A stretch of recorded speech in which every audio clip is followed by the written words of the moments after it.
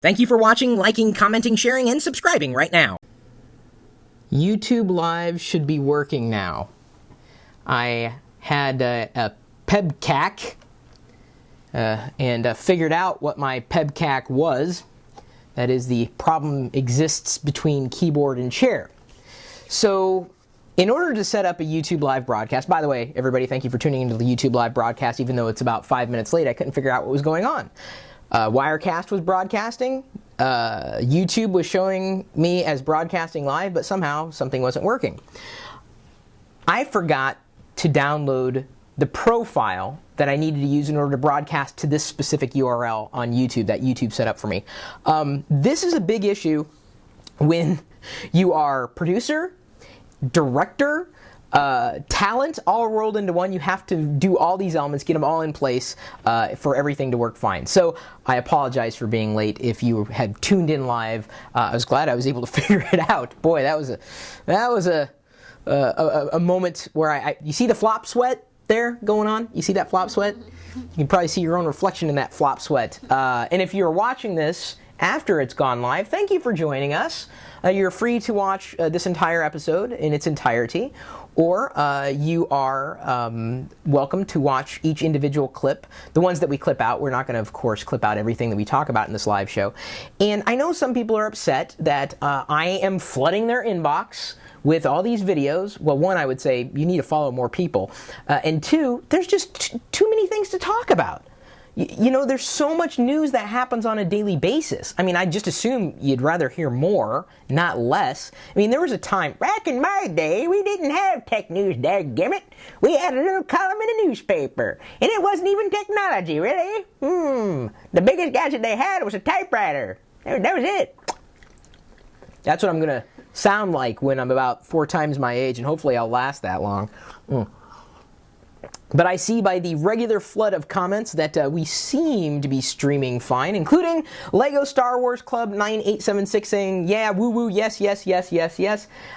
Speaking of Star Wars, one of the things that I'm probably going to unbox here during the live episode, it may make it as a separate clip, I don't know. One of my Black Friday deals, I got this at half off. The Jabba the Hutt with Ula. And Ula looks very anatomically correct. I don't know if you knew this, but in Return of the Jedi, there was a nip slip. Ula had a nip slip. Go and watch that this weekend. So I'll be unboxing that because really I just got it for like half off. I think we'll put the link for you in the show notes in case you're also a Star Wars and Jabba fan. And then I'm also going to go in today during the live episode and tell you a bit more about the giveaway that we're doing with the Locker Gnome email newsletter. This is the Sony Vaio, part of the S series, and I've got some of the specs pulled up, or at least some general ratings. We're giving one away this month, and if you want this, well, not mine, you get your own. In order to qualify, you have to subscribe to our Locker Gnome email newsletter, which we've been sending out since 1996. You can head over to lockergnome.com. The subscribe form is in the sidebar, or lockergnome.com/subscribe. Subscribe, and you can find out, how you are going to possibly get your hands on a Sony Vaio S series. I'm very grateful for Sony for donating that to the cause. And so, with all of that, now that we've I guess overcome most of our technical hurdles, other than me being a technical hurdle in and of myself, let's go ahead and roll into a bit of news and possibly answering questions as we roll along. So feel free to ask questions, and I think there's one I know I'm going to pull in from Twitter. Matthew Sabia asked. Actually, let's just start with that. I like starting with a good question, kind of warm things up before we get into the news. Don't worry. Again, you could look at the playlist. We should have an annotation above me somewhere on YouTube that says episode playlist.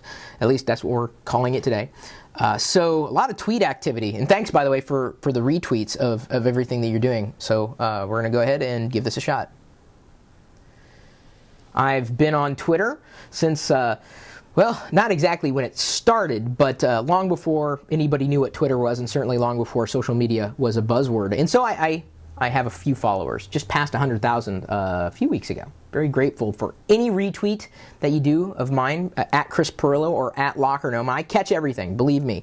Even when you tweet one of the videos that we do on YouTube, it shows up on Twitter. So I am very grateful for that kind of I guess, interactivity. So I have a tweet here. Let's see if I can hold it at an angle because I've got my brightness setting attuned to my eyes, not the camera's eyes. This is from Matthew Sabia, who is a former Nomi of the Day. And he asks, what tips do you have for selling a year-old PC desktop? Now, I've got a few ideas of my own, and I'm going to go ahead and turn to the YouTube community. I mean, you can comment below in the video segment, or if you're watching it live, I'm going to be reading your answers and incorporating it in this general response. It's a challenge, really, to sell any kind of used PC. It's almost worse than a car. You drive it off the lot, and it's already worth a fraction of what you paid for it. So PCs are kind of in the same league. There's so many PCs out there that you buy one that's awesome today, and a year down the road, the specs may still be fine, but you would try to sell it for less than what you spent originally.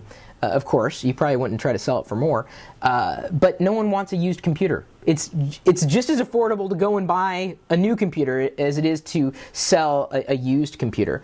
S4MTW says eBay. That is a good suggestion. Apple 99 Man says upgrade the RAM. So that's one thing that I was going to suggest, and thank you.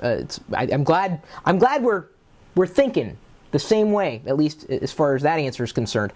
You may have to upgrade the PC to sell the PC. It's got to compete with a new PC that is going to be very competitive in price. Who would buy a used PC? That's what you have to think about. You may want to target your who you're selling it to a group of people that are looking for refurbished units, older units.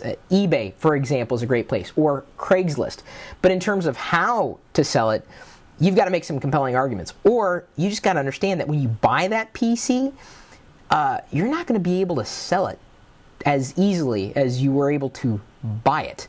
And even Par Techful says, find a market that would seem interested. For example, don't target professionals because they wouldn't take up the offer. That's exactly what we're saying. I'm glad, we think along the same lines. And another thing that you might just consider is when you buy a PC, don't necessarily just buy it for upgradability, because certainly there are, PCs out there that aren't as easily upgradable as others. Laptops or notebooks, for instance. Thomas David Allen suggests ask a family if they're looking for a PC. That is a great recommendation. Now, your family, you may say, well, why are you selling me the PC? Why don't you just give it to me? You're my brother or cousin or father or son or whatever. You could offer it to close friends and family. You could then offer with it something beyond the PC. And I think this is, got to think beyond the beige box.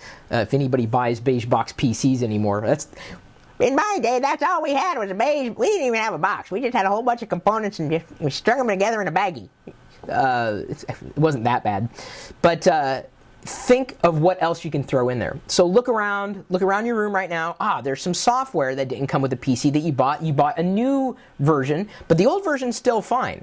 So what you can do is bundle that old version of software that you have, or maybe even the old license, as long as it was legally attained with all the paperwork, and sell it. And say, well, it's already installed on the PC. I've already just reformatted Windows Clean, which you got to make sure you do, especially if you give away an old PC or sell it. You want to zero out that drive, use dban, Derek's Boot and Nuke. You can download it. I think it's still on SourceForge, or should be, and wipe out that drive and reinstall Windows for that person. Give them things that didn't come with a PC that you have laying around that are not worthless, but not worth as much as they were when you originally got them, and you put that together as a package, and it's like, oh, well, I could buy this new PC or this old PC for less money, but it also comes with a bonus of all these other things that he's throwing in, a digital camera that's also used in this set that's this and this, and you put together a package. And I think that is the biggest suggestion I would have for how to sell a used PC. Make it a bundle. I mean, the stores do it all the time. Why not you? I don't know. If you have any other questions, feel free to drop me a line, chris@pirillo.com. We also have lockergnome.net. I am scanning at least Twitter, and the good questions that come up we may be able to answer in future episodes here. But I don't know what else you want other than another video, which you're free to watch. At least I hope you're wanting to watch another video we do.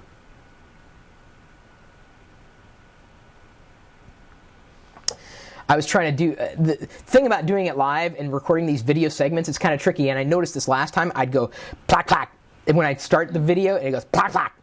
Did you hear? Not the aflack, the plack plack, the touchpad, and so I'm trying to just lightly tap it, so it's not plop plop. Unless you want me to keep the plop plop.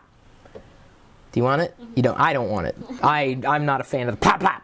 Just it's jarring to me. I don't know why. And you know what else is jarring? People who complain for no reason, but to complain. I mean, there's reasons to complain. I try to complain with a reason, really. Chris, someone actually said that I look good like this too, hun. You said this, but I still don't see it. This is not for Movember. It's just I haven't shaved all week. Yeah. I'll do it. I think after the show here. You're not going to see this in the next set of videos that we do, theoretically.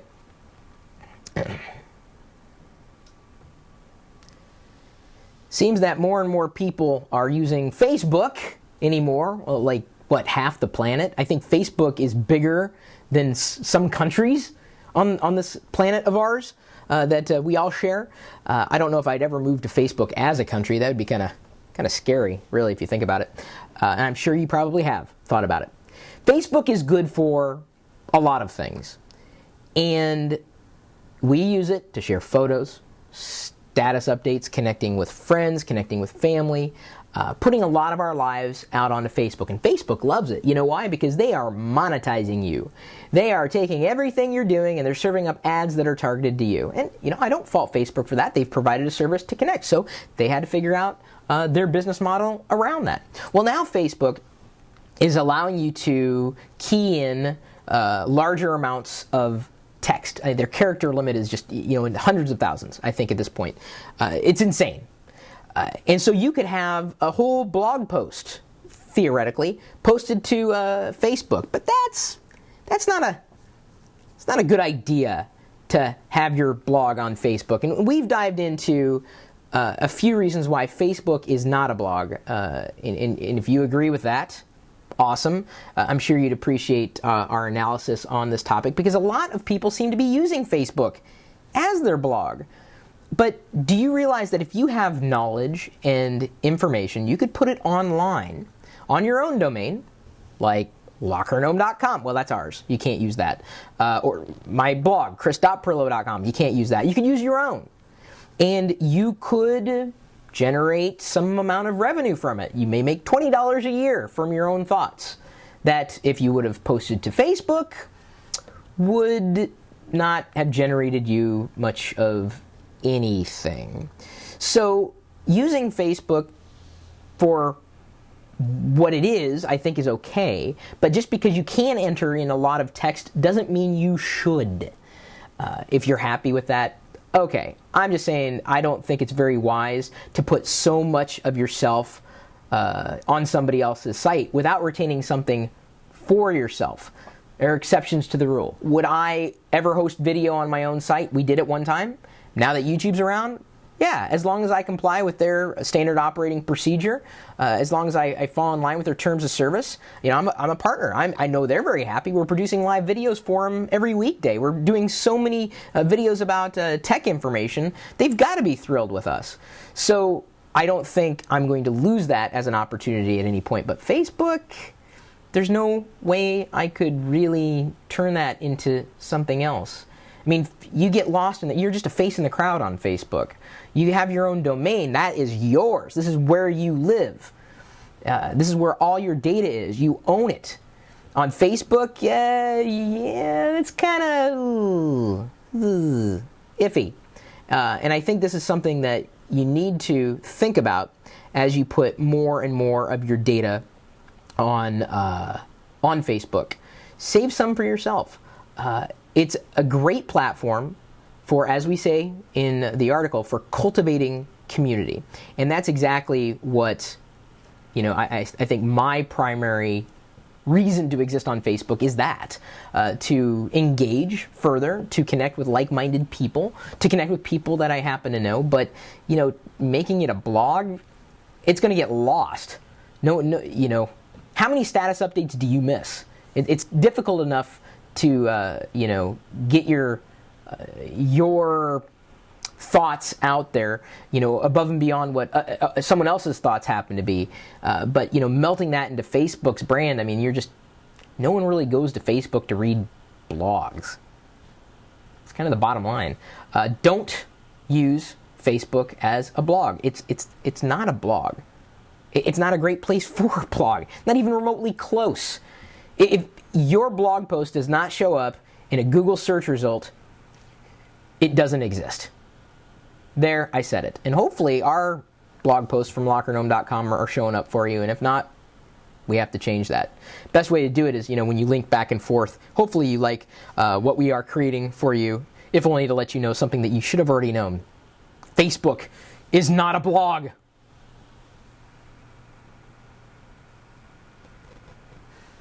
Now, hopefully everyone agrees with me on that. I don't know. I'm kind of going out on a limb. Maybe some people want to use it as a blog. Bigger population than Cuba on Facebook. No jokes. One curly box says. That's insane. Wow. Someone just asked me if I was going to an event on Twitter. I'm like, I'm not. I'm staying at home.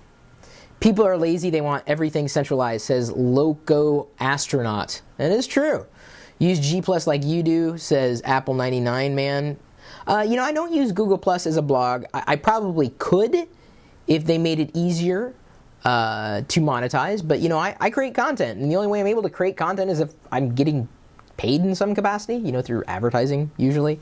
That's how it happens. And I think it's possible that Google Plus, much like they did with YouTube, will open it up to content providers so that we can help them grow, just like content providers helped YouTube grow. And if YouTube's getting a cut of the revenue, why wouldn't the content providers be getting a cut of the revenue? I mean, to me, that it just makes sense. Some people disagree, some people, agree. You're entitled to your own opinion. But as Rock It's says, no way, no SEO on Facebook. That's what I'm saying. Hey, Chris, where can I get good deals for domain names, says Dave Breaks Z. Head over to go.tagjag.com/GoDaddy. And you can use the coupon code CHRIS, C-H-R-I-S. I think Chris 1, Chris 2, and Chris 3 also work.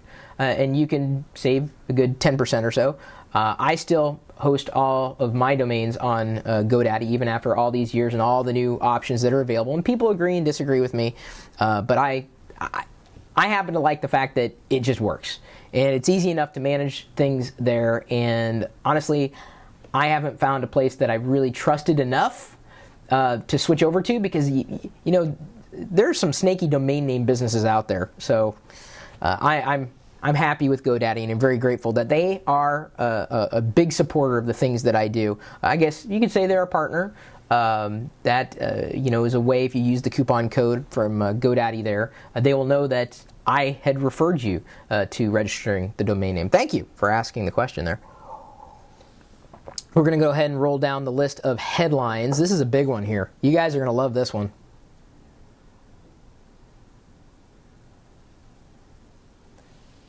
When was the last time you watched TV?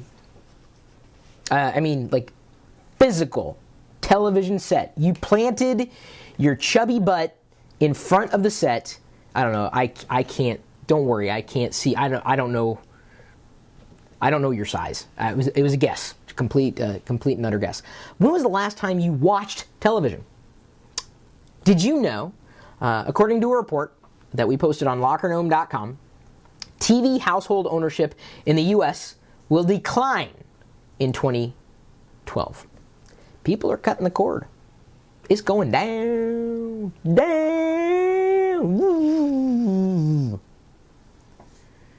And, if those producers aren't careful, they're going to lose out on a lot of business if they're not engaging in other platforms, like, say, YouTube. I am a subscriber to a television service provider. Get the premium channels, of course, all the local channels, at all. And, yes, I do watch TV. Sometimes I have it on in the home office. I've got a Sling box connected to another DVR that I can watch anywhere. I have TVs, physical TVs. But in terms of the programming that's on those TVs, I tend to see the clips when they're posted to YouTube. And someone shares them on Twitter or Facebook. We have a Netflix subscription, so we can watch that just about anywhere on any device that's connected to the internet. I do also pay for Hulu, but a TV and a traditional television service provider for getting content? I don't know. I just, to me, TV is a secondary form of entertainment anymore. If I want information, I'm going online. If I want to watch technology stuff, where do I do it? YouTube. Come on. I can't find a channel like this on TV. It just doesn't exist. Oh, it used to at one time. Used to. They didn't get it. They obviously didn't get it. Tech TV is dead. It's never coming back. But here's the good thing. People who knew what they were doing are still doing the thing that they're doing, even without the network. In many ways, we've recreated Tech TV here. This, my friends, the sharing of information, the broadcasting of information this way, whether it's live or pre-recorded, produced, live to tape, doesn't matter. This is where it's headed. Viewership is on a decline. That's not going to change. You know how much crap... Here's the thing. Watch the average, let's say, reality show. Do you know how much of that footage is just repeated? And then you add in the time for the ads, which you may skip, sure. But it's like, for a half-hour show, it's really just 22 minutes of a show. And instead of it just being 22 minutes of original footage, it's actually just 11 minutes of original footage. I mean, it's not that dramatic in terms of original footage, but they'll run the same footage over and over and over again, even in the same episode. Or they'll run similar footage in another episode. So they're not actually packing it with a lot of information. They're still going to be around, but so many of them seem to think that they need to control what's going on, and that is, I think, what's holding them back. It's not the fact that the software is not available for devices, for you to port your programming over to these devices, and they're getting that. Whether they're creating an Android experience, one popular platform, or iOS experience, another popular platform, for getting the same content out there the way I want to see it, where I am. The future of television is something like this.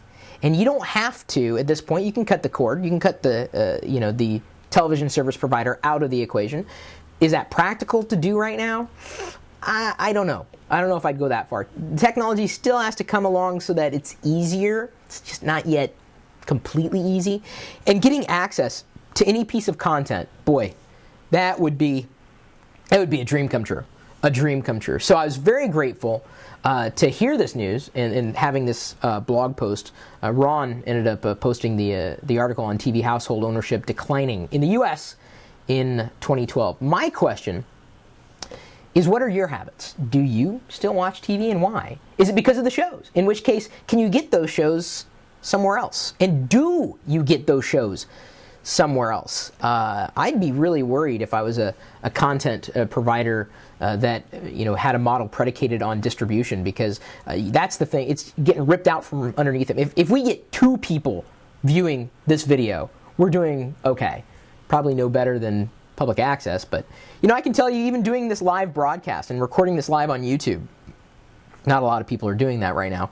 I'm just one guy, and I've got a production team who help me get things going and the content flowing. But I already have 98 likes on this live video. And so I know what I'm doing is resonating with the audience. TV doesn't do that. It takes a guess. I mean, this is the future. You're watching it. Although I'm sure you're depressed that this is the future. The future should look better, hopefully, than me. But, yep. TV, the way we've seen TV is bye-bye.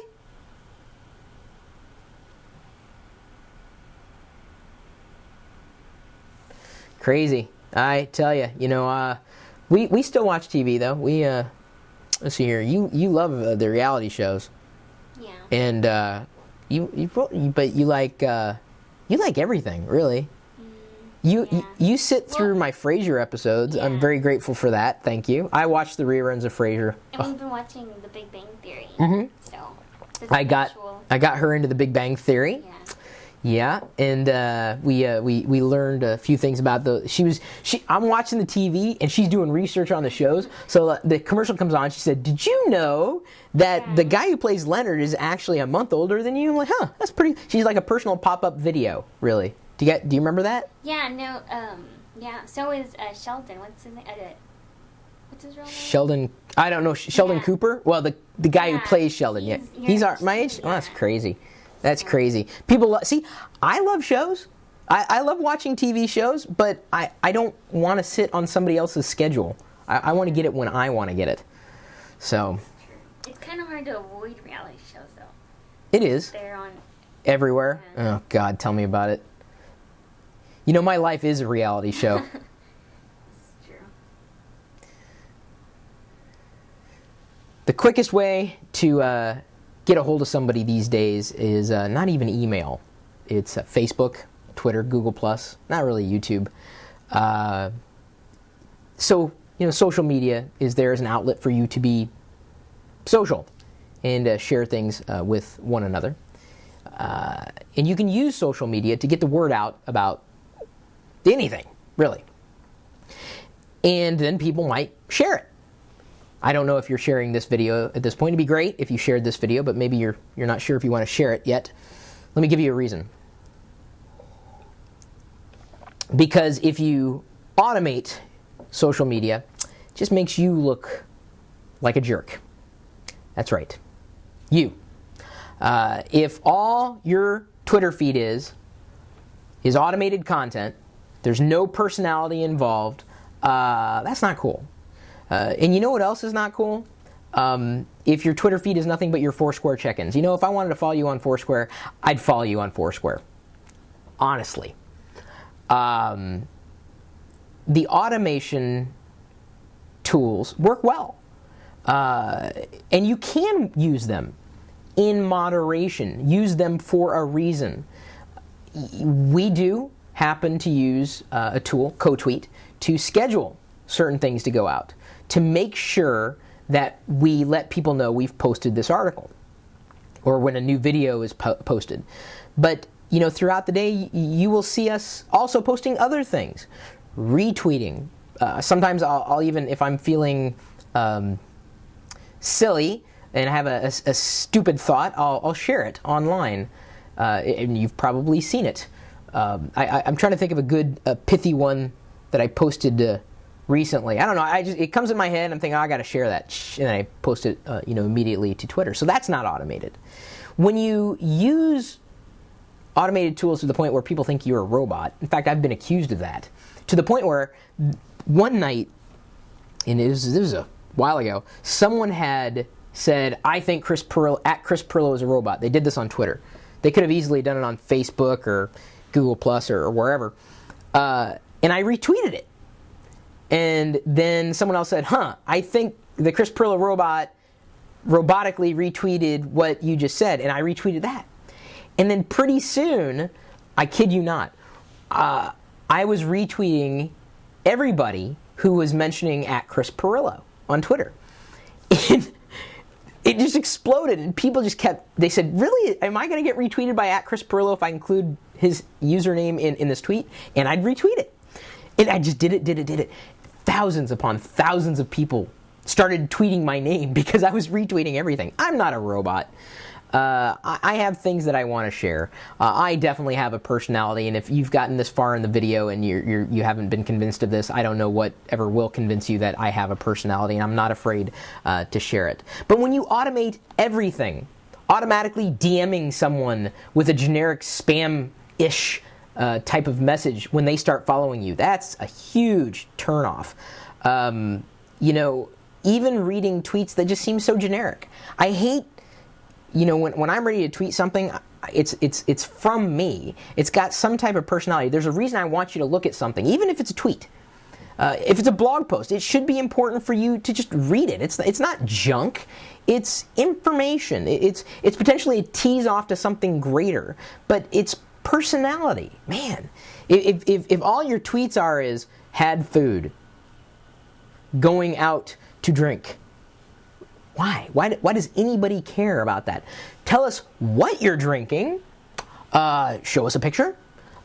Say, wow, I am slizzard, which is that a word from a song? Yeah. What's the song? G4, I think. Something. I'm not hip, so I knew enough to know that slizzard is a word and that it came from a song.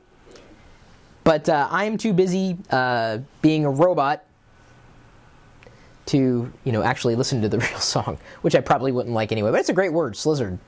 And it got tweeted, actually, by someone who used, they had access to like a nonprofit account, like for a big user, like, or a big account, and they thought they were connected to their personal account, and they tweeted out, "Boy, I'm so slizzard," and it went out on the official account, the one that went out to, like, I don't know, thousands and thousands of people who were following that official account. So getting slizzard on Twitter may have a couple of meanings. I don't even. What the hell does getting slizzard mean? Did I get it right? Getting wasted. Getting wasted. All right. I want to get chocolate wasted. And that's actually a quote from a movie. Yeah. I don't know if you knew that. Let's see here. I got a tweet that came in. 10 more social media posts everyone should read. Okay. Well, that's, I guess, apt. Probably a retweet of something that we have written on lockergnome.com. But if you're in social media and you are looking to, really gain some traction, put some personality out there. Reply to people, retweet people. I am not wasted right now, Mr. Game 72. This is tea. Although I guess we're getting to the point where we can probably crack open some news juice, shall we call it?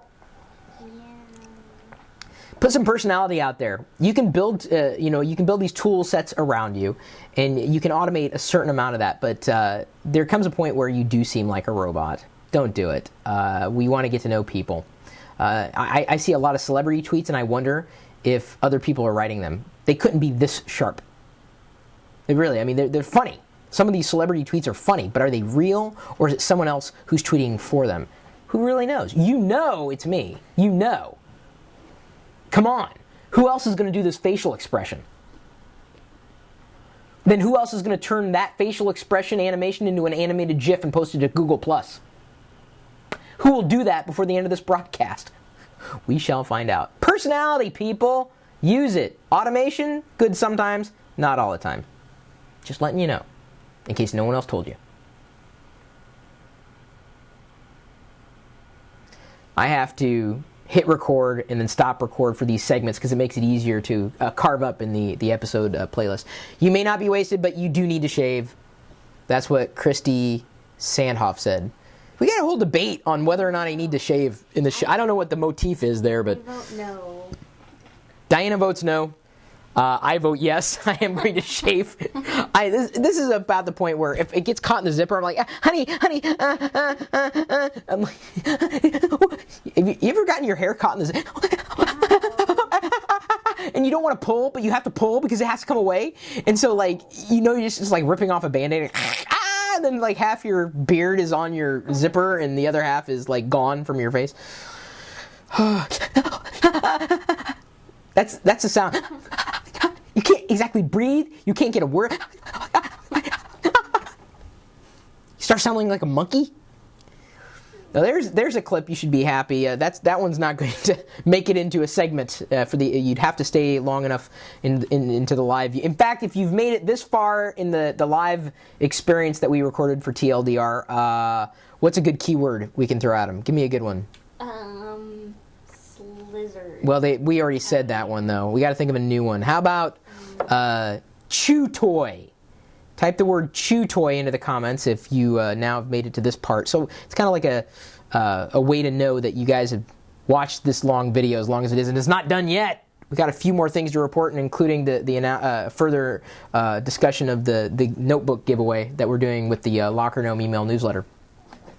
The people who are watching live, they're all chew toy, chew toy, chew toy, chew toy. Great, that's great. Thank you, I appreciate that. So let's go ahead and roll into the next option. I I've got to like control 2 different computers here, and I'm like going blind. Like, which one am I doing? What am I doing? From the beginning of time, really, people have been giving things away. Whether we're talking about sticks, like, and they're giving a stick to someone else, or a rock. Here, oh, you didn't catch it. Bloody eye. Sorry. I don't know how cavemen spoke when they gave things away, but we, in the Locker Gnome universe, have been giving things away for years, really since starting Locker Gnome back in 1996, and we've used every delivery vehicle for communication as a means to let people know that we're giving something away. We've given away things over Twitter, Google+, Facebook, the blogs, and there are certain things that we've learned in doing giveaways online, certain legalities, certainly around them. I keep saying certainly. That's like the 3rd time I've said it. Okay, I'm going to do my best to make it through the rest of this video without saying that word. See how well I do. So, that's another word I got to stop saying, so. Okay, I'm going to try to make it through the rest of the video without saying so and certainly. Those 2 don't count. There are 4 things to think about before you do any kind of contest or giveaway in social media. And the first thing you have to think about is, why are you doing it? Why do it? And many people will hold giveaways or contests to boost viewers somewhere else. So follow me on Twitter, and one of you will get this color-changing mug with my logo on it. Some people might want that, and some people actually do want that. This is, honey, could you hand me the teapot I have over there, honey? Thank you. I didn't want to jump out of frame. I was going to show you the color changing. Hopefully it'll be warm enough and you'll see it change color. This is eggnog tea, by the way. So, yes, they make it. Here's it should be warm. This is something I did. This is something I did. This electric teapot I did a review on a long time ago. Hopefully it'll be warm enough to actually change color too. Let me move it back. Yeah, it may not be warm enough. Kind of. I said so. All right. So a contest on social media. Why are you doing it? Know what you're getting into and know why you're doing it. Because just doing it for doing it is there's no reason to do it. Everyone seems to be doing a giveaway. When you have a community that you're trying to engage, it's great to give back to them beyond what you give to them normally. And when you add a prize or a giveaway to that, you're kind of giving back to those who, care enough to sit through a video that kind of veered off topic for a second since we recorded it live and then back on topic. Giveaways are nice. But, beyond the article that we've written on 4 things to think about before starting a social media contest, and if you're interested, certainly you can dive in further because I just gave you the first point. One thing I want to make sure I explain is that when you use that giveaway to get more followers somewhere, those aren't always high-quality followers. The contest itself may be a good contest. It may have tons of buzz. But what value did you get from it? Really? I got 500 more subscribers. Really? But are they watching the things that you do on a regular basis? Possibly not. A giveaway follower or a giveaway subscriber isn't always the best subscriber, especially if they have no idea who you are, because all they're doing, they're only following you because you promised to give something away. And at the point where they don't win, they may just unfollow you, or worse yet, they stick around. And I say worse yet because those aren't people who care about you or what you do. I don't care. This is why when someone says, oh, I have so many followers, yes, that's nice that you have that many followers, but how many of them actually engage? How many of them care? How many of them even know that they subscribe to you? You've got to be careful about giveaways, especially in social media.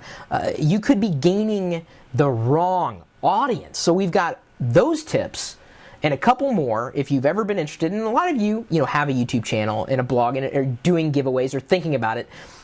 Take our advice before you dive into this stuff. We've been doing it for a long time, so we know the best way to get this stuff done. We've made mistakes, and we've had great successes in doing giveaways. And to me, it's giving back above and beyond what you give, because obviously I'm giving my time right now to you, and you are giving your time in return to listen to what I have to say, and hopefully those nuggets of information will help, because I'm assuming that, by watching, oh, look, it did change color. Watching this video, gear.pirillo.com, by the way, is where you can get this mug. Can't give these away because I don't make them. I said it again. Certainly, now that was intentional there. I see that someone was saying they tweeted the link to this. Thank you. See, the people who are watching this video live, to me, are a part of my core audience. The people who watch this video after it's been live are a part of the core audience. The people who watch the full live video after it's been recorded, that's a part of our core audience. Those are the people I want to better engage with the giveaways that we do. Those are quality people. You heard me. If you're watching this video, you're a quality person. Just thought I'd let you know. Give you a little self-esteem boost today. I like you in a strictly platonic fashion. Got a little awkward there at the end. Isn't that key? I told you. It was warm enough. Honey! She's gone. She's probably making her own tea. Well, speaking of giveaways here, and I'm not exactly sure how many other stories we have beyond one we're about to share with you about Amazon Prime. There's some information about Amazon Prime that we discovered, which is useful for those of you who have a family, or whose family actually, still associates with you or cares to associate with you.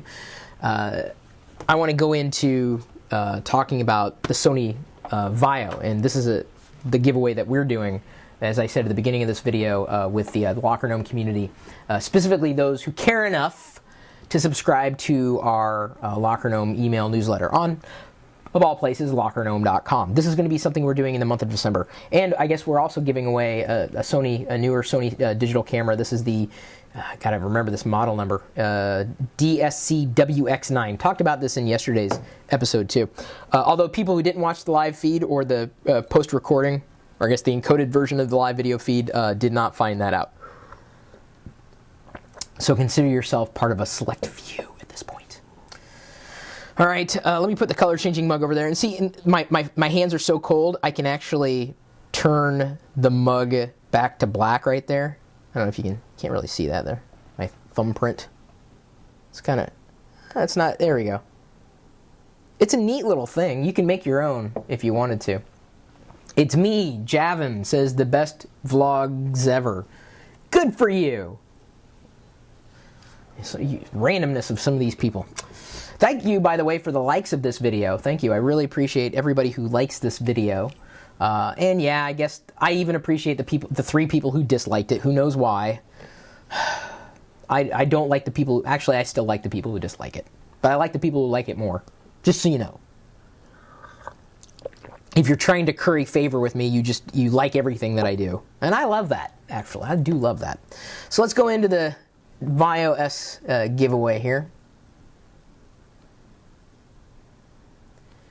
So those of you who have been watching the live TLDR episodes, whether they were actually live or actually after they had been encoded by YouTube, you know that we're giving away a Sony Vaio S-Series laptop to one lucky LockerGnome.com email newsletter subscriber.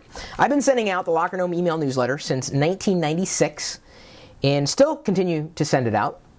And what we're trying to do is we're trying to let more people know that we have that newsletter that goes out to let people, get easier, more convenient access to the things that we've published every day.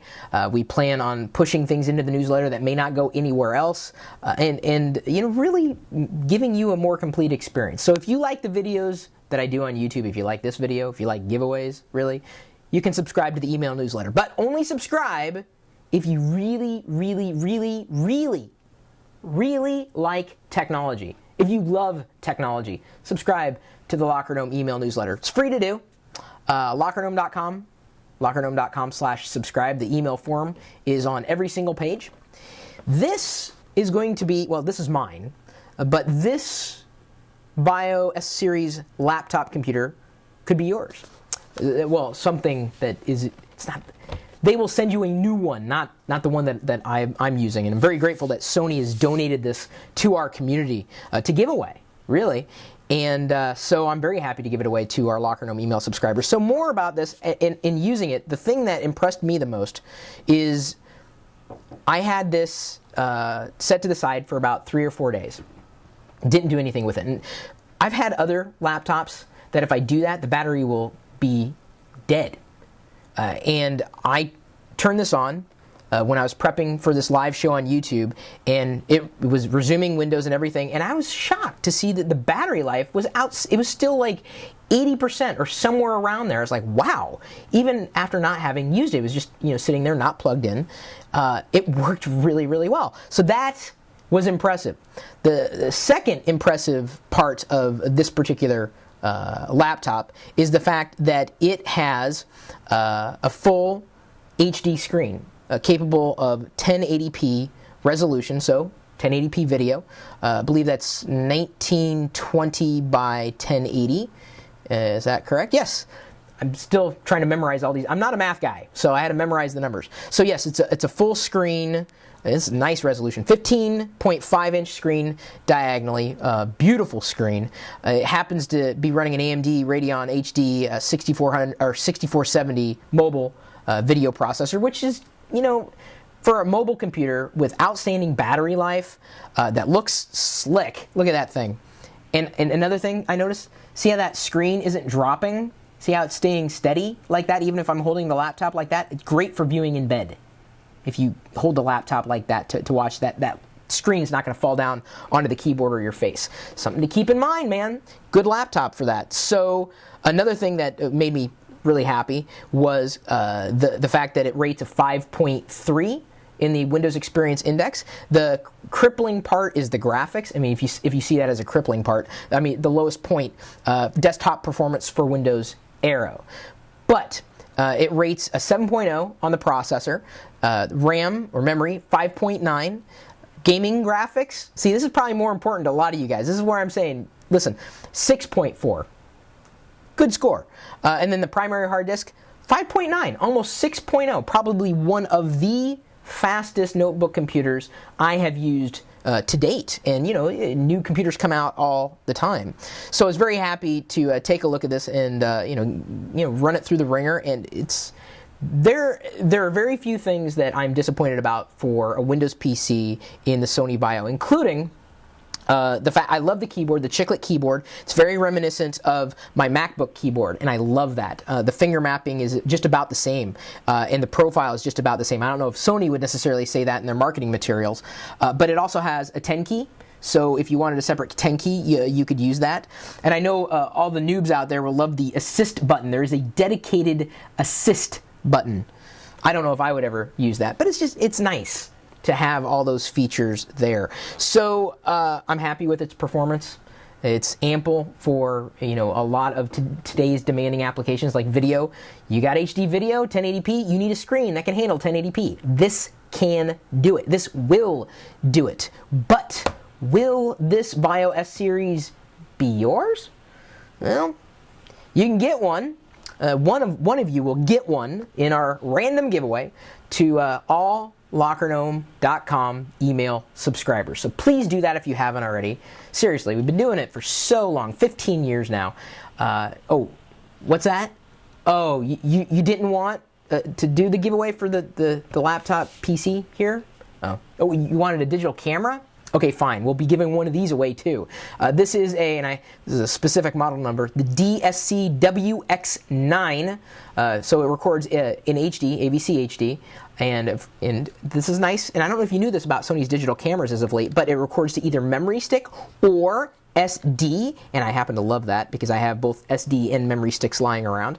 This little LCD on the back. I mean, it's a digital camera. I'll have to, I guess, review it in another video because this video is primarily about my impressions of the Bio S series laptop that they sent me. And I told them, look, you can send me this laptop. I'd love to look at it, but I want to give one away to the community. And they thought about it. They said, yeah, sure, why not? So I am working hard to make you happy. And what would make me happy is if you became a LockerGnome.com subscriber and stick around, because I'm sure this is going to be just one of many future giveaways as we've given away things in the past. I certainly appreciate your support, and this is just one way that I might give back. That is, if you want it. If you want it, do you think they want it? Mm-hmm. Click the link.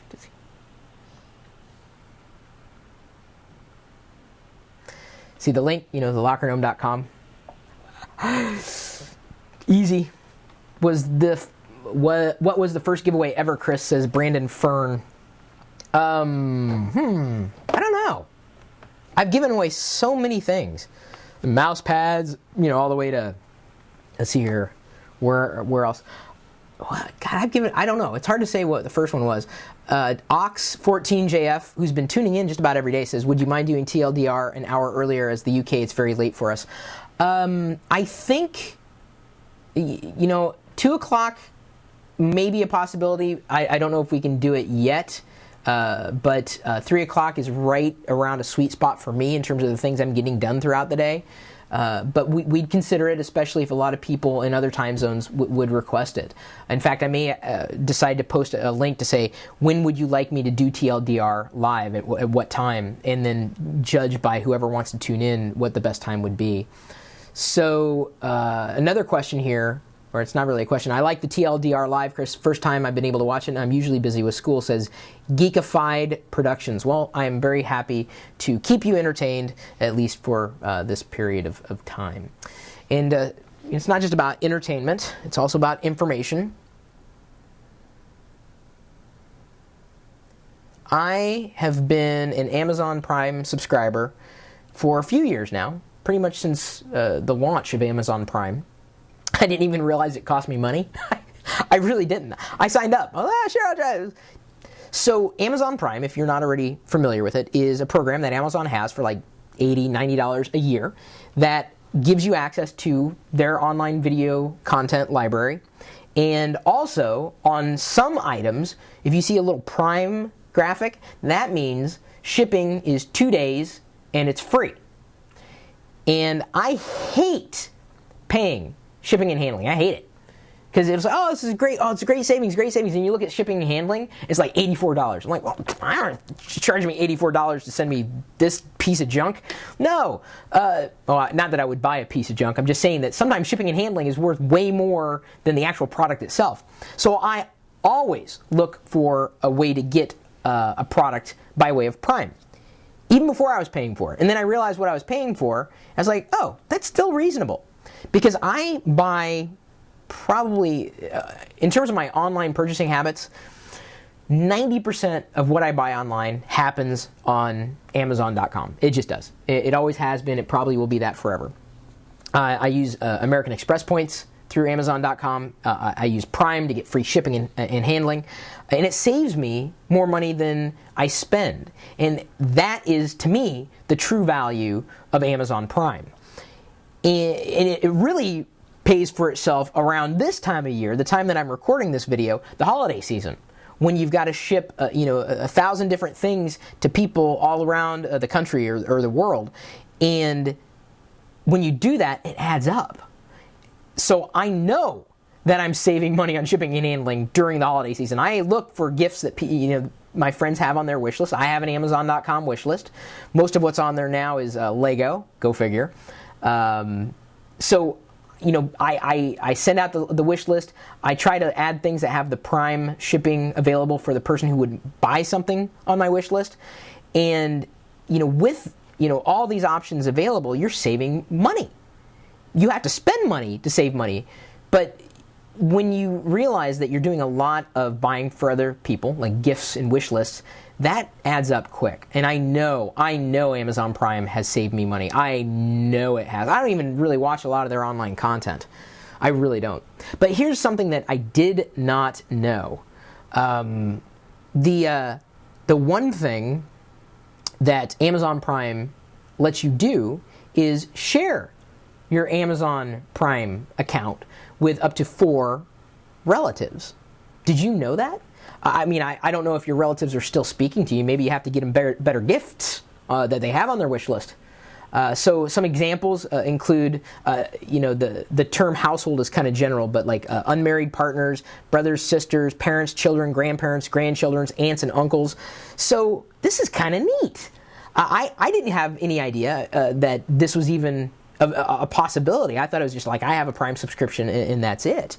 So if you don't have a Prime subscription because you thought it's just you, maybe you're living on your own, that's fine. But if you live with other people, whether they're people who your roommates, potentially relatives, as in you still live with your parents, or you are an adult and you have kids in your house, you can share that Prime account. Something to look into. I'm so grateful that Ron has written an article about this. I had no idea it even existed. It took Locker Gnome to deliver this information to me. I had no idea. That is awesome. If you use Amazon, they're not paying me to say this. My recommendation is to use Amazon Prime. If you have a family, put them in on the deal. Why not? We have more information, of course, in the article, but at least you now know this is a possibility to save you money. I love saving people. I love saving money. I do. And sometimes I will spend money to save money, and I have. Why wouldn't you want to do that? If you can save money, if you know you can save money, why would you not spend money? If it costs you $50 to save $100, that's like someone said, hey, here's $50. You are brain damaged. Brain damaged. If you have to spend $50 to save $100 on something that you want or that you need. That's right. I called you brain damaged if you don't like saving money. No, I like paying top dollar. I hate coupons. I hate saving money. Ugh. How many other sound effects can I come up with before this video ends? Read the article.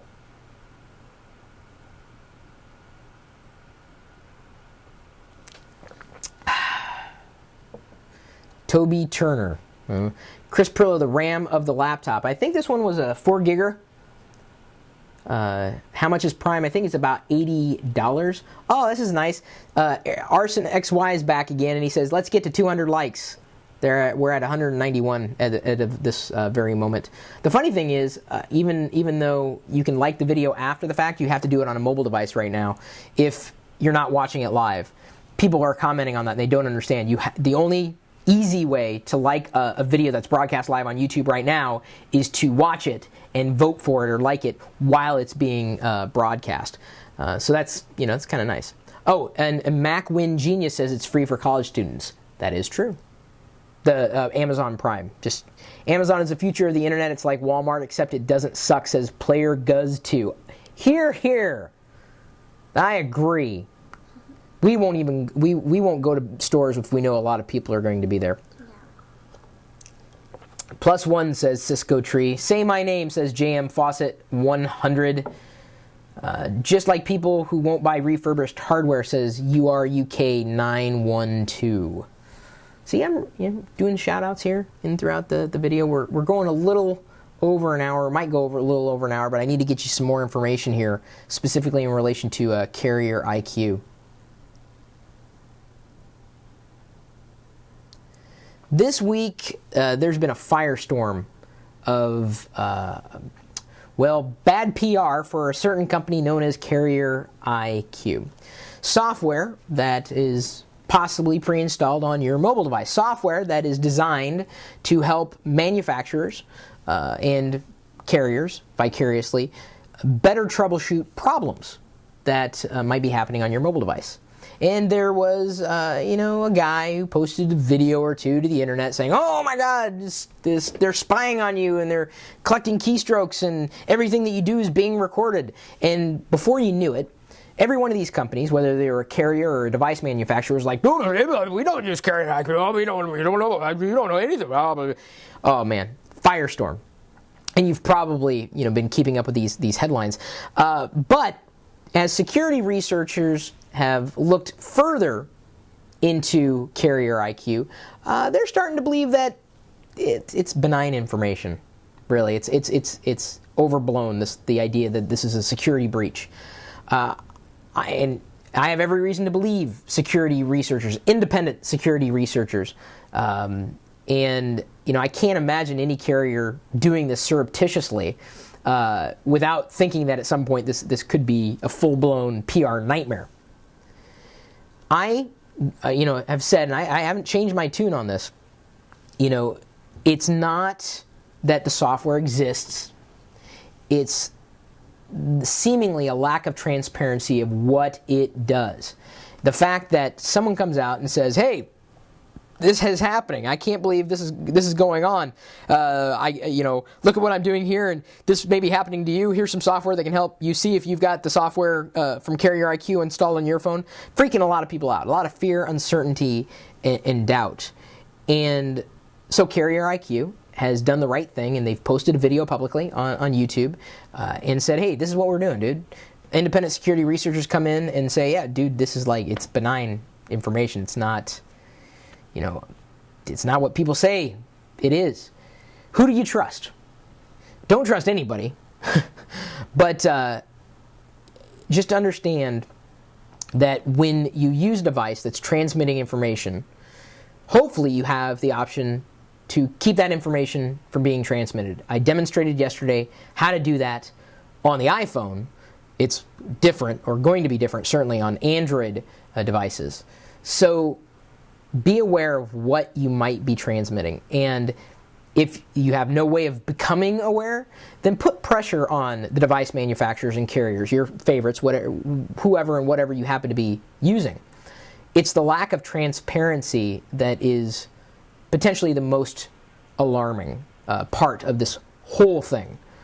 There's no such thing as a perfect scenario in terms of getting data to people who need it without revealing a little bit. As I showed you on yesterday's one of yesterday's videos, I showed you the logs that Apple would be collecting if I transmitted that information to them. They're not going to track me down that I know of. I mean, maybe I should be putting on a tinfoil hat. There are times to be alarmed about it, and times to just realize, hey, you're sending data. This is the data that you're sending. Is it benign, or is it tracking you specifically? Is it a true keylogger? Is it a rootkit, or does it just have all the elements of these nefarious pieces of software? Transparency is the name of the game, and I think it's nice to see Carrier IQ step forward, and other independent security researchers step forward and say, yeah, it's much ado about nothing. So be aware that you might be sending data, benign, not benign, just be aware. I mean, I think it's a good public service message. If you haven't scanned your systems for malware, you might consider doing it. iPhone users really don't have to do that. Mac users would. PC users, Linux or any desktop operating system. Windows, sure. Android does have some malware that's out there, and if you're not careful, you could probably you're your own worst enemy in many cases. So hopefully you haven't been impacted in any negative way with this particular news, but just be aware. We've reported on an article that Carrier IQ might not be spying on your Android device after all, if you have an Android device or any device that has Carrier IQ software on it somewhere. And it looks like, see here, Android can get malware, says Ethan123 lol. I think he was being facetious. Can anybody spell facetious? I know how. I didn't until I realized I made a mistake in spelling facetious long before spell check was around. So that's something that we just wanted to let you know before you did anything else with your mobile device, as I was looking for more comments to read from the live video feed as recorded and broadcast on YouTube. You happy? Mm-hmm. Good. Let's see if we can end of line. Sorry, I had to do it, Matt. He said, do not read. End of line. It's a Tron thing. Anybody? Tron? Theseus? Facetious. It begins with F. Rich Tech 101. Facetious. Actually, it looks like it's spelled face-tious. It's really weird. I don't even know the etymology of the word. There's another word that you probably wouldn't be able to spell without a dictionary. Etymology. I don't know. It's tricky. Oh, it looks like we've also reached 223 likes. Thank you. Yeah, see, it's easy for you to say the spelling of the word because you can Google it now. It's not a trick anymore. Mm. It's not even a challenge. So let's see here. Let's try to answer one question, another question, I guess, from the audience before we wrap up this live YouTube broadcast. And thank you if you've been watching live for tuning in, and if you're not watching this live, thank you for watching this long. So let's think of another word, a keyword, so that we know they've reached this point in the video when they comment. Think of a unique word. Unique. No, that's not a good one. Banana clip. There you go. Banana clip. That's the word. Type in banana clip if you've made it this far in the video. See, it's kind of informal surveying of the audience. Scanning for questions. Scanning for questions. Can you recommend a good Android e-reader? Kindle. See, that was quick. That was easy. Scribble Pinch. Thank you, Bob. Bob knows how to... That's Bob. Oh, no. Scribble Pinch on YouTube. That's Bob. Yeah, he knows how to spell... Hopefully he knows how to spell etymology. Boy, either it must be lagged. I said etymology like what? 2 minutes ago? Oh, no. Here comes the banana clips. Why don't you use YouTube stream on chris.pirillo.com? Because I don't stream 24/7 on YouTube. That would be impossible. Why does my Nook Color keyboard not work in Gmail? That I really don't know. Is TLDR on the weekend? No. Do you use Google Apps? I do, but that's not really a question. Give me a good question for me to answer in a separate video. Thoughts on DDoSing? It sucks. Will you do a vlogging channel? Asks Apple 99 Man. Yes. But I think the private vlogging that we're going to do is going to be just for nomies. It's going to be we're setting up a subscription service for with special features and bonuses and discounts and a whole bunch of stuff. And I think all of my private videos are going to go to that audience. And that subscription service for nomies is not going to be free. It's going to be for the one true fans, and we're going to jam pack it with, if it costs this much, we're going to jam pack this much value into it. And part of that, I think, is going to be the personal vlogging stuff. What is your favorite old school video game? I've kind of covered that before. Well, actually, Player Guz 2. I think I like that one. Hang on, Player Guz 2. That's a good one.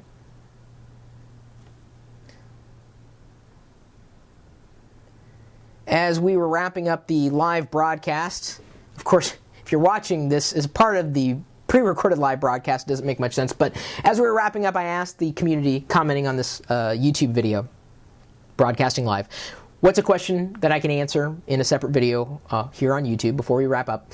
And Player Guz 2 asked, what's your favorite old school video game? And granted, you've seen my Atari 2600 unboxing. I uploaded that video a while ago. It also happened to be my first Lego unboxing when I was a kid. I took and converted a movie, and you can watch that on my YouTube channel if you want to see me as a kid unboxing an Atari 20. Well, actually, it wasn't really unboxing. It was unwrapping. My mom was unwrapping, and she was disappointed that it was an Atari 2600. It wasn't a set of dishes. She wanted dishes that year, and we got an Atari. Took a back seat. So I've been doing video games really since the days of Pong. I've seen video games come and go, and I love casual games. Huge casual gamer. And I love trying new games. My primary gaming device is, platform is iOS, whether it's the iPad or the iPhone.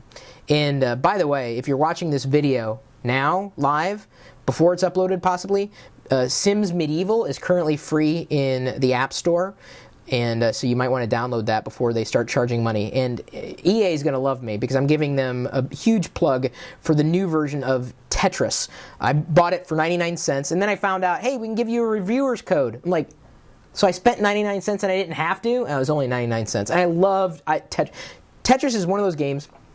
When I was in high school, I designed an RPG of sorts around Tetris.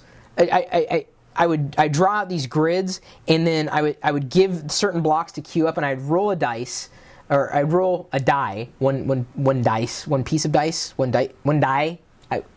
I'd roll it, and if it was a number 1, then it would be this shape. It was a number 2, then it'd be the square shape, and so on and so forth. And on that, I was able to roll the dice and have random. I'd make it so that random shapes would come up, and then I would have to accommodate it in the grid. And I believe me, I did this, and I would draw on the craft paper and everything. I had fun. I would do Tetris. I would draw out my own Tetris.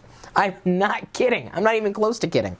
And I tried to get another friend to play with me, but it was a pain. This is long time ago. So they now have Tetris, and I think it's called Tetris Reimagined. It's the only Tetris app you can get in the App Store. And so you can play the classic Marathon if you want. They've got Galaxy, but this new version called One Touch is very reminiscent of the hand-drawn Tetris game that I did in high school because I was bored. We didn't have the internet. There was nothing like that around. So I ended up buying this for $1 here. So Tetris, let's see if this is the right one. Okay, so now what I get is the shape at the top, which I can put on hold, or I can choose one of 3 locations. Or I can tap anywhere else and it would change the possible locations. That's a horrible one. I'm going to put it on hold. So, okay, so now I can choose 1 of 3 locations for that block. And so if I tap here, and I've got to, this is hard with all the lights in the studio. If I tap there, it'll fall there. So I can touch my way through Tetris. And as you advance in levels, you have less and less time to place your block. So if you're asking me my favorite old school classic video game, it's still new school. They just released it yesterday, and I am a huge fan of Tetris. Always have been from day one. I remember playing that on the NES. They didn't have it on Atari, and being Tetrisized. I could not get enough of it. I loved. I would go to sleep, and I knew I was Tetrisized because I'd go to sleep and I'd see the blocks, and I'd think there's the block, and I'd have to accommodate and move it over there. And you didn't have the hold option back in the day. You couldn't hold it. You if that's your piece, you had to use that piece. And then I remember the old the coin op. The video game, the Tetris. I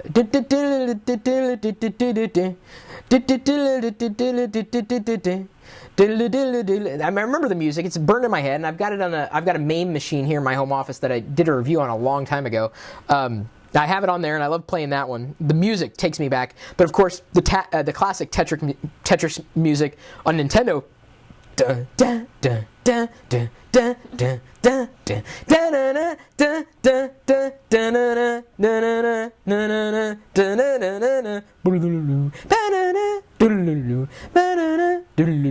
dun. Dance to this. Fantasia, anybody? No one? Nutcracker, Sweet? Are you familiar with the Tchaikovsky for the win? So, yeah, that's the answer to the question. I love Tetris. I've spent a lot of money on Tetris, and what has it given me? Nothing but wasted hours and nightmares of falling blocks. But yet I spend money. Even a day after, and they say, hey, here's a review code. I could have used that like 24 hours ago. Did you not understand this? Hello? So maybe you're going to get Tetris. We'll create a short link for you. You can click on it in the description so you can jump directly to it. If you're also a Tetris fan, try to make it just nice and easy and convenient for everybody who's out there and also happens to be a gamer. Are you a Tetris kind of person? If not, what is your favorite old school video game? And are people still playing it today? Does it stand the test of time? And Lord knows I'm not getting younger by the minute. And with that, now that we've answered a couple questions, can you please say my name, please, please, please, please, please, please, please, please, please, please, please, please, please, please? Can you say? Oh no, it scrolled off. I don't know who said it. I feel bad now. I'm sorry, dude. Didn't he write please that many times? If you made your comment shorter, you might have had a shout out there. But unfortunately, it scrolled off, and now I can't find it. There we go. Oh wait, hang on. I found it. Dan the iPhone man. Oh, iPhone man. He was so excited he misspelled his own username. That's funny. You know, that's dedication.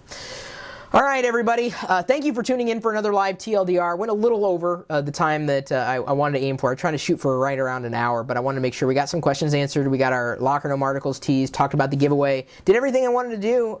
There's going to be one video I'm going to be uploading this weekend. I figured out a way to keep the iPhone from dropping on my face when I'm in bed. You know, I mean, you ever lay in bed and have you ever done that? It can happen, and it hurts. And the iPad hurts more. I haven't figured that one out yet, but I figured out a way to keep the iPhone in front of my face in bed without holding onto it. And I'm going to be uploading that video, I believe, this weekend. And if not this weekend, then some point in the near future. So you can stay tuned for it and look for it. I think it may be titled "How to Keep the iPhone from Falling on Your Face in Bed." I'm sure people Google for that all the time. Lord knows I didn't have a solution until I was like, well, what if I did this and this and this and this? And I guess it kind of worked. So we're doing these TLDR lives every weekday. Thank you for tuning in. We know that we're producing a lot of separate segments, which can look like a flood of videos, but we're doing our best to keep everybody in the know. Thanks again for subscribing to the Locker Room YouTube channel or following on Twitter, Facebook, Google+, and beyond. Thank you for subscribing to the Locker Room email newsletter. It's free, been going out since 1996. And remember the giveaway that we're doing? I talked about it. I'm assuming no one skipped to the end of the show. They likely have been tuned in the entire time. That will be a separate segment, though, as well. And commenting on a live video right now, yes, says skate all day 72. Well, apparently he's not skating, or she is not skating right now. They're watching, unless they're skating and commenting at the same time, in which case I'm really impressed. Thanks, Chris. Good show, sir. You and D have a nice evening. Ciao for now. That is from Fireman Rich, by the way. See, I get to, when you hang out with the live video stuff, I get to know your usernames. I get to know your handles. And I get nicknames. And you get D. Yeah. Hey, Big D, what's up? Did I play that off pretty well? Yeah. What are you trying to say? Does that give me street cred? I'm big. Big as in... I don't know, honey. Colossal. I think it was a colossal, yes. Some people say, Chris, you're so street. I said, street? I'm not even sidewalk. Wait, I want to know what everyone's number one thing on their Christmas list is. Okay, so Diana wants to know, before we close the video off, well, you got so many people probably tuned out. And thank you, by the way, for the likes. We reached over 200 this time. I'm pretty happy about that. Diana wants to know what you want for Christmas or Hanukkah or Kwanzaa or whatever, solstice, Festivus. What do you want for Christmas? That's a genuine question. I'll read them. You'll read them? Yeah. Wow, so you're going to read their usernames or what they want. Yeah. Someone's Tetrising right now. Banana clip. Oh, that's old. Someone's really lagged. I liked you. That doesn't help. Big worm. I don't know what that means. I don't think that's your nickname though. That's me. What does this mean? Something? Is BM666 says he is like front porch. Is that someone famous? Oh. Is that a rapper? Not that I know of. Front porch. Honey, I think that too many people are commenting, so it like locks, it freezes. There are too many comments coming in. Money said. Oh, wait, you have to read it. Oh, Money. Who said it? The best TV logs ever. Oh. Hopefully, yeah. Okay, I'm making sure I didn't trip over my microphone there. Okay, there's another one. iPhone 4S. By Mr. Games 72. Oh. There's another one. Stephen Hawking's book. Stephen Hawking books by. There's a glare. Oh, I'm sorry. It's Fars Help. Yeah, Fars Help. Oh, there's another one there. An iPad 3. Someone wants an iPad 3. Who's that? Max Ryan. 3003. That's right. There's another one. DVD burner. By Daniel Teague 21. Daniel Teague 21. Someone wants you. Diana. I think a lot of people want you. Dude, get your own girlfriend. Mike O. Let's see here. We'll take a couple more here. Okay. Oh, there's a good one. Yeah. 32-inch TV. Sony. Someone wants a Sony 32-inch. Knowles 217. By Knowles 217. I'm only repeating because I'm not sure if Diana's voice is picking up on my lav mic, so I'm trying to lean. That's why I'm like leaning this side of the video. It's not because I'm blind. That's a completely different reason. That's fine. Let's see. Oh, there's a good one, honey. Okay, you can read them. No, honey. I can't see. Oh, here, do that because I don't need them. I don't think they can hear me. So it's... Here, talk into my chest. Okay. Somebody wants money. Steve K, 1993. How about you read them? That might be easier. Are you sure? Try that one. DS3D. Yeah, the 3D does look kind of neat. Where you can... Yeah, I don't know about it. I talked about it the other day, but I still think it'd be a waste of money. It's cool how you can, like, use the little camera, I guess. Oh, to do 3D stuff? Yeah. Well, if I could... It looks like something's there. If I could sell my DSs or the PSP, I might get something new, but I just can't. I get like $2 for it. I'm like, what? I might as well just hold on to it. Yeah. Cody Oxley wants a Kindle Fire, their first tablet. That's a few things. An iMac says Levi official. That's great. I want an iMac too. Me too. You do? Really? Yes. You see, but you're surrounded by all these computers, so you know inevitably as this moves out. See, reason I don't like to use things that aren't mine. Like I just have a big thing about that. No, it's understandable. So it's my iPad. It could become yours, is what I'm saying. It's still not mine. Can't make her happy. She's look, a million things around here. Oh, I didn't get to the thing I wanted to. I almost totally forgot about my Jabba. For anybody who stayed tuned this long. That's fun. I guess I can record another video on it. Okay.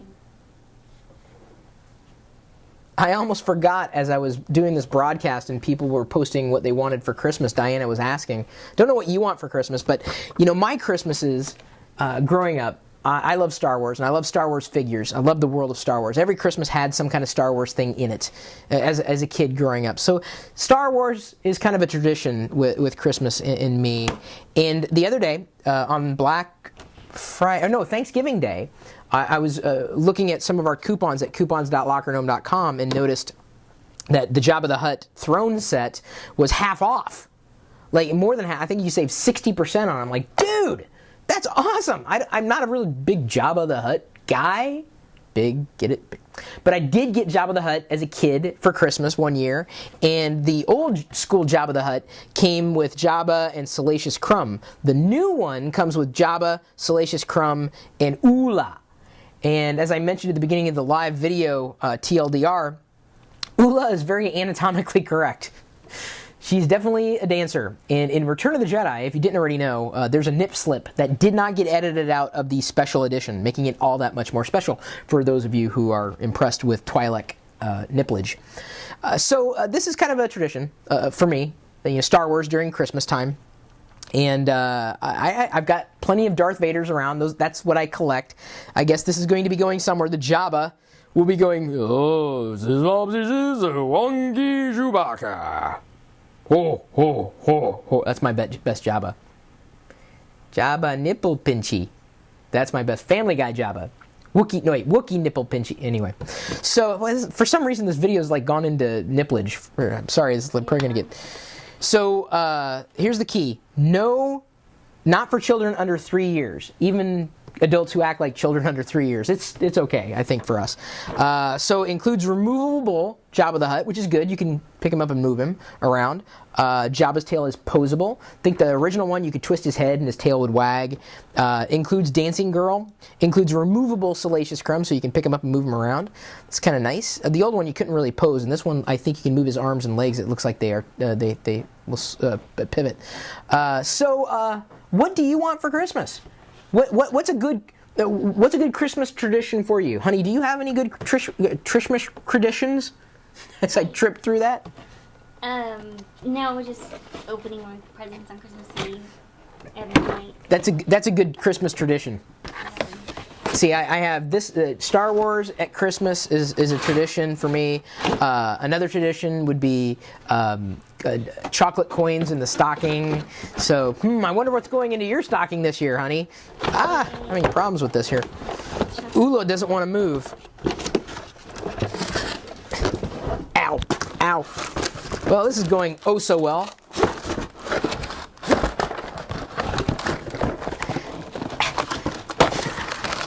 Now that I've killed Ula, well, she looks scared. Oh, and you gotta be careful because there's her little chain that tethers her to Jabba. These new plastic, God boy, they just make it impossible to get these figurines out of here. I gotta clip this little rubber band thing that they have. It's crazy. What are people saying? What do they want for Christmas? Are they saying they have any traditions there, honey, as I'm tripping through this unboxing of Jabba? I'm sure everybody and their grandmother is loving to watch. There we go. I got Ula. Ula's coming out. Ula's coming out. Kind of. I think it's stuck. It's stuck?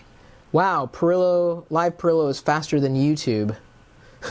So someone's watching the live video feed at live.pirillo.com. There we go. We're going to keep this G-rated for... Oh, look at her. I just twisted her foot around. That's horrible. That's kind of nice, though. Okay, here's your Twi'lek. Here's your Ula. Let me make sure she's fully clothed where she needs to be. There we go. Got my Ula. Got my dancing girl. There she goes. Right there. Ula. There we go. And now this will come out easier. There we go. So yeah, in terms of Christmas, I like opening presents too.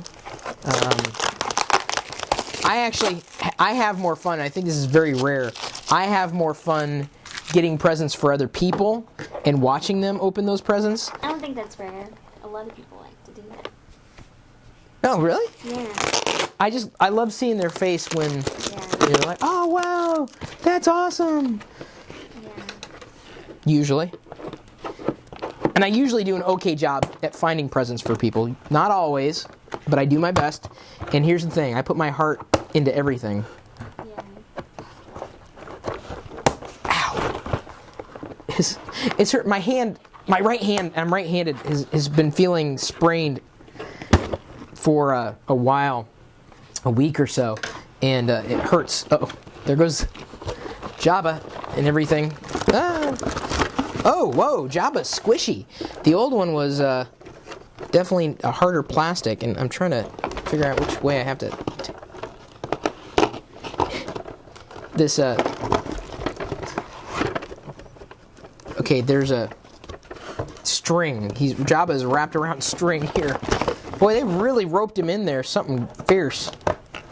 How the heck am I gonna... And I can't unscrew Jabba's head, and I don't know... Alright, fine, I'll figure it out in a bit. There's the Jabba, and his tail is posable, I guess, or twistable. He's squishy, too. The Jabba. Oh, that's my best Jabba. Honey, do you want to see if you can figure out how to... Ooh, I think I got some... I've got movement, somehow. Hey! God, that would drive me nuts. Alright, there's that. There's the Jabba. I've got some accessories, too, which I'm not really going to put together at this point. But there is his, I guess, his stand. This one's got wheels. The old one didn't have wheels, and you could open it up, and you could stick stuff in there. But this one is a lot nicer than the one I had growing up. I don't know, honey, where are we going to put Jabba? Where's Jabba going to go? Are you going to allow me to... put him somewhere? There we go. And, Salacious Crumb. Let's get him out because he's a figurine. Oh, he's tiny. They must have done this better to scale. Oh, is Wicket want up? Does Wicket want to join the live video feed? Hey, someone got the app recommendation that I made during the live video feed. Cool, I'm glad I was able to help. I'm going to pull him out just for now and then move on with life. Salacious Crumb. Yay. He's so salacious. It's my best Salacious Crumb. Did I do well? The Salacious Crumb? Okay. Go put that in there.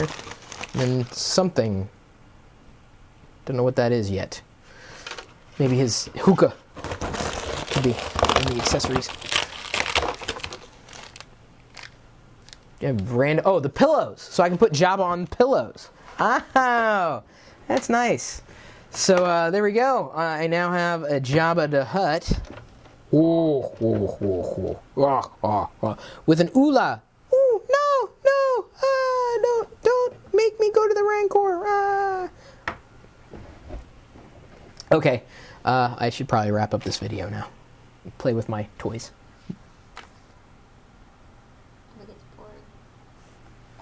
I'd be bored too. So thanks again, everybody, for tuning into this live video feed.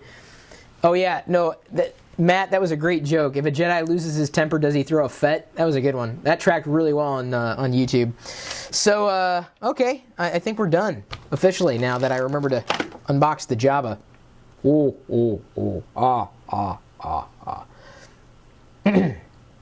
Will you later.